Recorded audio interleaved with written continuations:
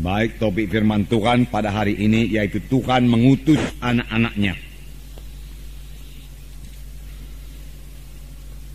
Tuhan mengutus anak-anaknya tertulis dalam Kisah Rasul pasal 13 ayat 1 sampai 12. Pada waktu itu dalam jemaat di Antioquia ada beberapa nabi dan pengajar, yaitu Barnabas dan Simeon yang disebut Niger, dan Lukius orang Kirene, dan Menahem yang diasuh bersama dengan raja wilayah Herodes dan Saulus.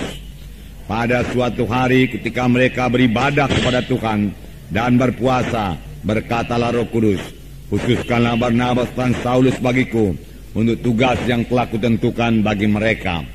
Maka berpuasa dan berdoalah mereka, dan setelah meletakkan tangan ke atas kedua orang itu, mereka membiarkan keduanya pergi. Oleh karena disuruh Roh Kudus, Barnabas dan Saulus berangkat ke Selukia, dan dari situ mereka berlayar ke Siprus. Setiba di Salamis, mereka memberitakan firman Allah dalam rumah-rumah ibadah orang Yahudi, dan Yohanes menyertai mereka sebagai pembantu mereka. Mereka mengelilingi seluruh pulau itu sampai ke Pafos. Di situ mereka bertemu dengan seorang Yahudi bernama Bar Yesus. Ia seorang tukang sihir dan nabi palsu.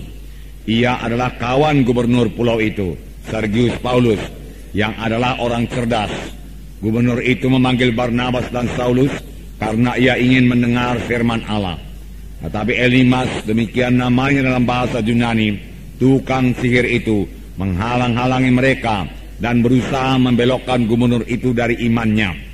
Tetapi Saulus yang juga disebut Paulus, yang terus dia dan berkata, "Hai anak iblis, engkau penuh dengan rupa-rupa tipu muslihat dan kejahatan. Engkau musuh segala kebenaran. Tidakkah engkau akan berhenti membelokkan jalan Tuhan yang lurus itu? Sekarang lihatlah, tangan Tuhan datang menimpa engkau, dan engkau akan menjadi buta beberapa hari lamanya. Engkau tidak dapat melihat matahari." Dan seketika itu juga orang itu merasa diliputi kabut dan gelap, dan sambil meraba-raba ia harus mencari orang untuk menuntun dia. Melihat apa yang telah terjadi itu, percayalah gubernur itu, ia takjub akan ajaran Tuhan. Ini dikatakan jemaat di Antioquia dipersiapkan Tuhan untuk mengerjakan pekerjaan Tuhan dalam menjangkau jiwa-jiwa yang bukan bangsa Yahudi yang berada di bawah kekaisaran Romawi. Dan Tuhan memakai Paulus untuk ini, saudaraku. Saudara mengetahui riwayat sidang Antioquia ini. Riwayat sidang Antioquia ini bukan dimulai dari rasul-rasul yang menginjil. Tidak. Tetapi dari anak-anak Tuhan yang tersebar karena aniaya. Dari anak-anak Tuhan yang tersebar ini, saudaraku, ada beberapa orang Siprus, orang Kirene, yang bicara kepada orang Yunani, yang bicara kepada orang Antioquia. Dan orang Antioquia, saudaraku, menerima Injil tersebut. Dan saudaraku, berdirilah sidang Tuhan di Antioquia. Dan kabar ini sampai ke Yerusalem. Lalu saudaraku, sidang pusat di Yerusalem mengutus Barnabas, saudaraku, ke Antioquia. Sesampainya Barnabas di Antioquia, ia bersuka cita dan menasehati orang Antioquia supaya tetap mereka dalam Tuhan.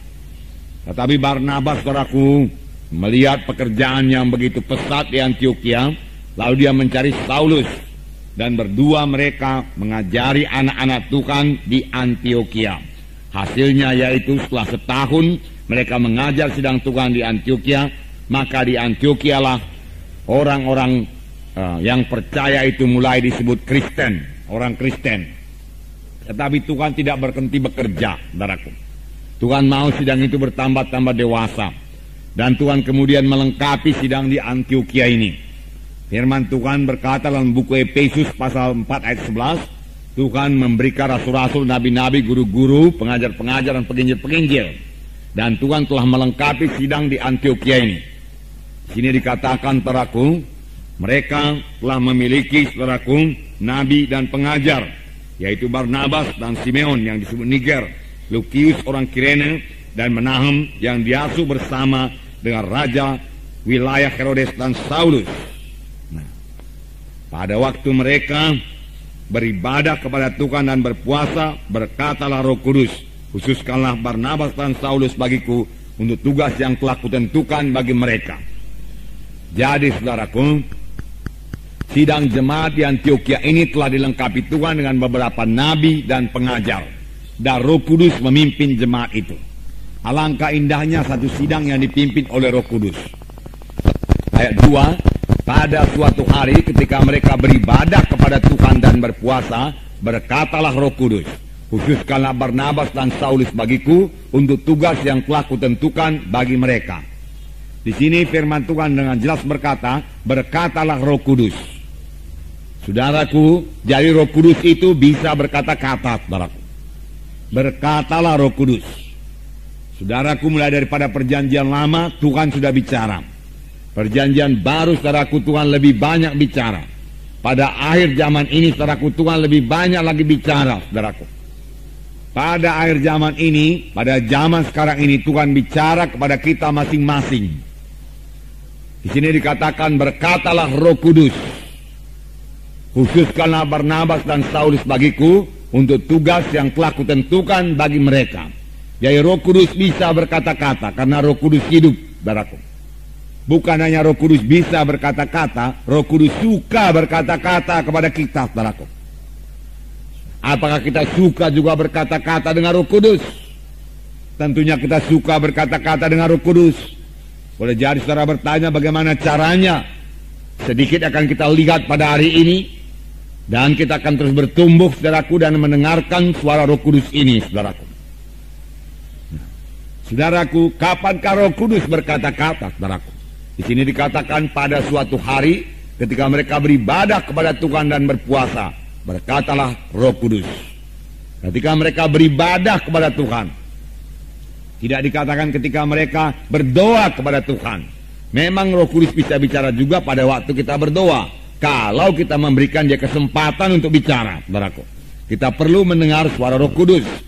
Karena firman Tuhan berkata Roh Kudus memimpinkan kita kepada segala kebenaran. Firman Tuhan berkata demikian. Tatkala mereka beribadah kepada Tuhan dan berpuasa. Berpuasa artinya menyangkal diri. Supaya mereka bisa memusatkan pikirannya, saudaraku, hatinya kepada Tuhan. Nah, saudaraku, sebagai orang percaya kita juga harus melayani Tuhan, saudaraku. Kerap kali kita hanya minta Tuhan melayani kita. Berikan saya ini Tuhan, berikan saya itu Tuhan. Tidak salah, saudaraku. Tidak salah. Tetapi kita juga harus bertumbuh, bertambah-tambah dewasa dalam doa dan pelayanan kita kepada Tuhan. Saudaraku, tidak minta-minta saja, saudaraku. Nah, dalam beribadah kepada Tuhan kita mengadakan pelayanan terhadap Tuhan. Pada waktu itu kita tidak meminta apa-apa kepada Tuhan. Tetapi kita bersekutu dengan Tuhan, menikmati hadiratnya, bersyukur dan memuji, menyembah Tuhan. Raja Daud berkata, satu hal telah kuminta kepada Tuhan, yaitu supaya aku diam dalam rumah Tuhan, diam dalam bait Tuhan, dan menikmati hadirat Tuhan, menikmati kehadiran Tuhan. Dia mau tinggal di rumah Tuhan selama-lamanya, seperti sidang di Antioquia. Pada waktu mereka beribadah kepada Tuhan, mereka mendengar suara Roh Kudus. Mereka mendengar suara Roh Kudus. Tapi kalau kita teliti, saudaraku, mereka juga penuh dengan Roh Kudus. Sidang Antioquia ini penuh dengan Roh Kudus. Bahkan Paulus, saudaraku, pada waktu dia melayani, saudaraku, dalam ayat 9 dikatakan, tetapi Saulus, yang juga disebut Paulus, yang penuh dengan Roh Kudus, menatap dia dan berkata. Nah, saudaraku, sidang Antioquia penuh dengan Roh Kudus. Dengan penuh dengan Roh Kudus, saudaraku, iman kita akan diteguhkan, saudaraku. Kita akan bertambah-tambah percaya akan mujizat Tuhan.